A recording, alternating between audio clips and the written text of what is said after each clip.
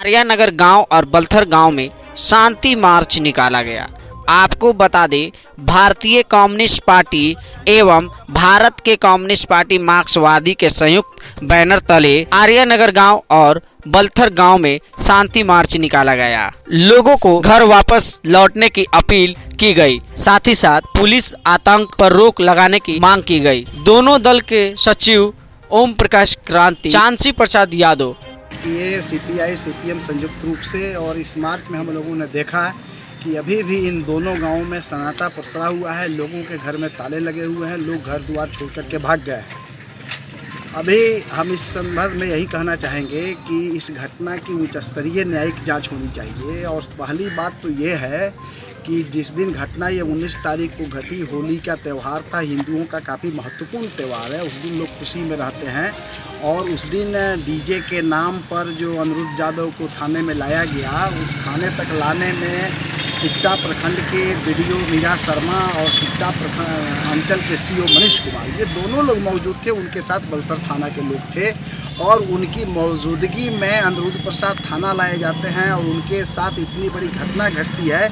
इसलिए कहीं न कहीं सिकटा बीडीओ और सिकटा सीओ दोनों की संलिप्तता इतनी बड़ी साजिश के तहत है और इसकी भी जांच होनी चाहिए और इन दोनों लोगों को अविलंब बर्खास्त किया जाना चाहिए। इसकी मांग सीपीआई और सीपीएम की ओर से हम लोग करते हैं। अभी जो गांवों के अंदर घूम रहे थे, एक ऐसी महिला हम लोगों को मिली जिसके 2 जवान बेटे पकड़ करके जेल में बंद कर दिए गए हैं और उसने हम लोगों के सामने ये कहा कि जो थाना के अंदर घटना घटी, थाना में आग लगाने का काम पुलिस के लोगों ने ही किया, दलाल लोगों ने ही किया और निर्दोष लोगों को फंसा दिया गया है और निर्दोष लोगों को फंसा करके परेशान किया जा रहा है।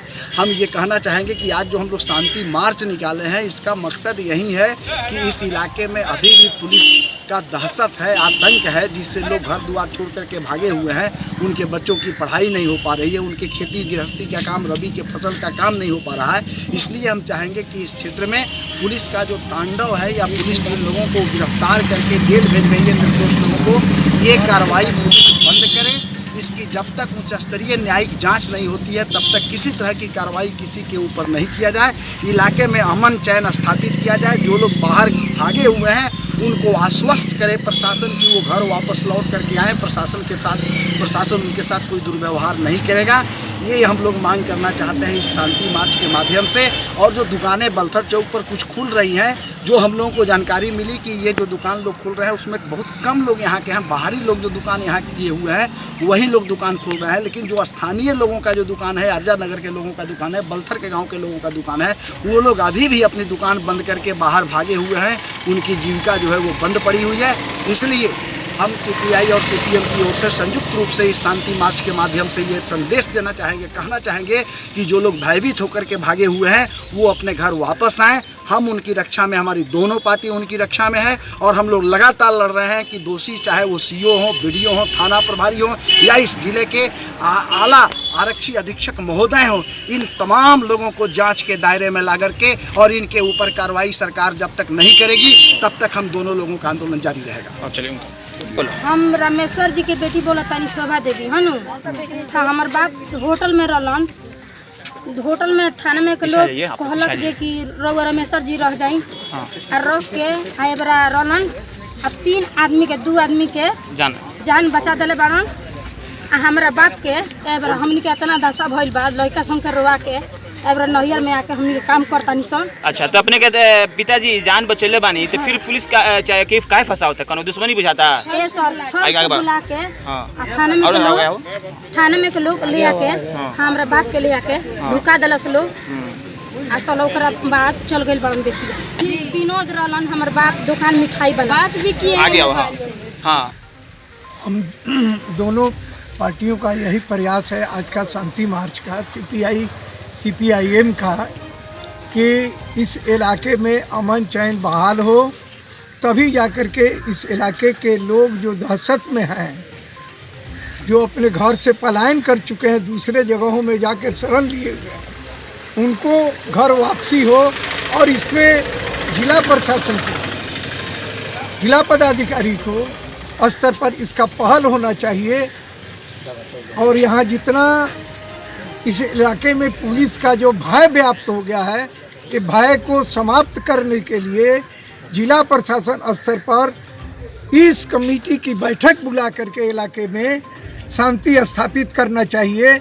और जो घटनाएं घटी हैं, 2 घटनाएं, उस घटनाओं की जांच हम शुरू से ही इस बात को दोनों पार्टी के लोग बोल रहे हैं, सीपीआई और सीपीआईएम के लोग, कि इसकी उच्च स्तरीय जांच जज के देखरेख में हो, न्यायिक जांच हो, तभी जा कर के जो ये 2 घटनाएं घटी हैं, पुलिस की अभिरक्षा में अनिरुद्ध यादव की मौत होती है पिटाई से, और उसके बाद जो घटनाएं होती हैं, ये उच्च स्तरीय जांच करने की ज़रूरत है, तभी जा कर के जनता को न्याय मिल सकेगा।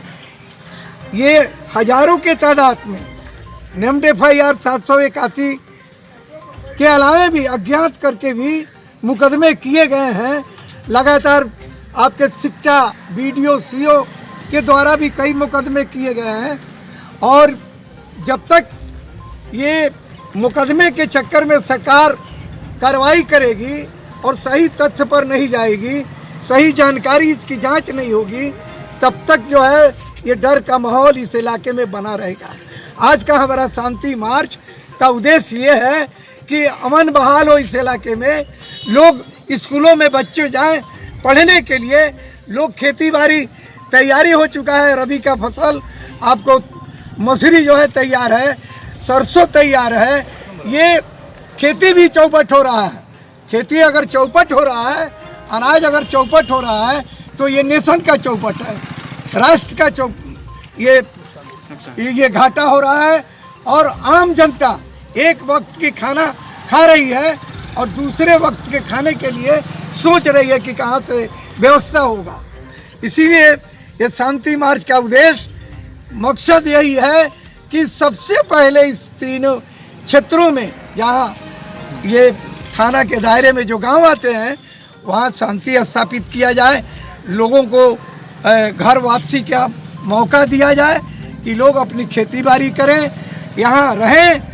के बाद आज भी जिस अनिरुद्ध यादव की पीट करके हत्या कर दी गई, और उसके बाद भी अभी तक अनिरुद्ध यादव के परिवार की ओर से FIR नहीं लिया गया। ये सबसे बड़ी शर्मनाक घटना है कि 15 दिन इस घटना के बीत गए और FIR नहीं किया गया, और कुछ लोगों के द्वारा अनिरुद्ध यादव के परिवार को ये धमकी दिया जा रहा है कि यदि आप लोग FIR करते हैं तो पुलिस आपके ऊपर कार्रवाई करेगी।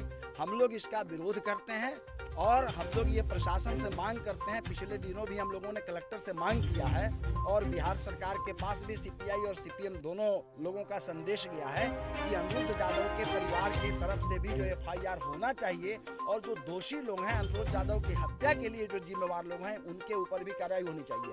हम ऐसा नहीं है कि एक पक्षीय बात कर रहे हैं, हम ये भी कह रहे हैं कि अनिरुद्ध यादव के हत्यारों के ऊपर भी कार्रवाई होनी चाहिए, और जिन लोगों ने उस थाना परिसर में एक हौलदार की भी हत्या कर दी, उनके ऊपर भी कार्रवाई होनी चाहिए। और उन दोनों लोगों की हत्या में जो लोग संलिप्त हैं, उनको निश्चित रूप से चिन्हित करके उनके ऊपर कार्रवाई होनी चाहिए। ये प्रशासन की जिम्मेवारी बनती है, और जो निर्दोष लोगों को इस घटना के नाम पर फंसाया जा रहा है, उन लोगों को फंसाना बंद होना चाहिए। के पास इनकी अनिरुद्ध यादव की पत्नी, अनिरुद्ध यादव की माँ, अनिरुद्ध यादव की बहनें रो रही थी।